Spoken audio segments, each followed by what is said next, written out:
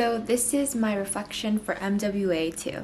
The rhetorical situation I was imagining was New Mexicans that might have not heard about the Hydrogen Hub Development Act or have heard about it but are not entirely sure what the bill is trying to enact. The reason why I chose this rhetorical situation is because I wanted to inform and persuade New Mexicans why the Hydrogen Act is detrimental to the climate crisis and how it's being misled as this renewable and clean energy source. My experience of writing for an academic rhetorical situation was a lot different than for a non-academic rhetorical situation. Specifically, for an academic rhetorical situation, my writing had to sound a lot more formal.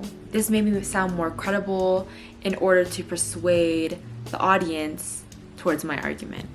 It was also a lot more complex writing for an academic audience. So specifically, I had to define certain terms like what even is hydrogen energy, things like that.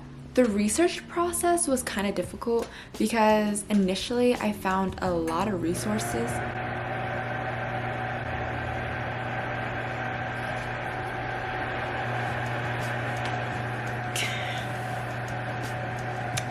We're just gonna ignore that. The research process was kind of difficult because initially I found a lot of resources claiming that hydrogen energy was a renewable energy source. So I really had to dig to find research against hydrogen energy. It got a lot easier after the research clinic because I was able to use databases specifically for scientific research. The hardest challenge I faced as a result of my audience, New Mexicans, was to convince them that hydrogen energy is actually horrible for the environment. If you were to look up hydrogen energy on Google, the first whole page is just all these sources claiming that hydrogen energy is like really good and really clean for the environment.